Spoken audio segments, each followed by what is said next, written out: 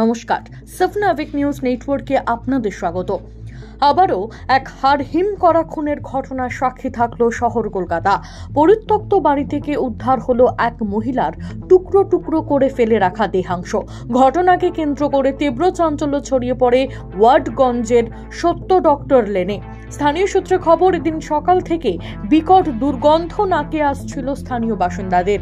বেলা বাড়তে তা প্রকট হওয়ায় পরিস্থিতি বেগতিক বুঝে স্থানীয়রা ওয়ার্ডগঞ্জ থানায় খবর দেয়। তবে দুর্গন্ধের উৎস খুঁজতে গিয়ে যে এখনো হাড়হিম করা ঘটনা প্রকাশ্যে আসতে পারে তা ভাবতে পারেনি কেউই। অভিযানে নেমে পরিত্যক্ত বাড়ির মধ্যে বেশ কয়েকটি কালো প্লাস্টিক দেখে সন্দেহ দানা বাঁধে পুলিশের। তা খুলতেই সর্বপ্রথম উদ্ধার হয় মহিলার শির। এরপর এই ঘটনাস্থল থেকে বেশ কয়েকটি কালো প্লাস্টিকে মোড়ানো মহিলার দেহাংশ উদ্ধার করে পুলিশ।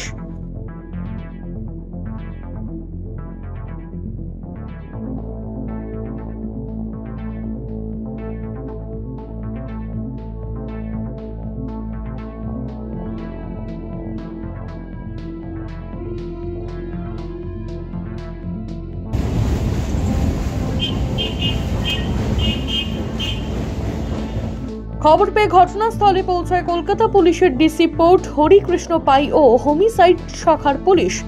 কোথা থেকে এলো এই দেহ, কারাই বা যুক্ত এই নৃশংস ঘটনার সঙ্গে উঠছে একাধিক প্রশ্ন। পুলিশের প্রাথমিক অনুমান, কেউ বা কারা অন্য কোথাও খুন করে ওই মহিলার টুকরো টুকরো দেহাংশ বন্দর এলাকায় এই পরিত্যক্ত বাড়ির পাশে ফেলে দিয়ে গিয়েছে।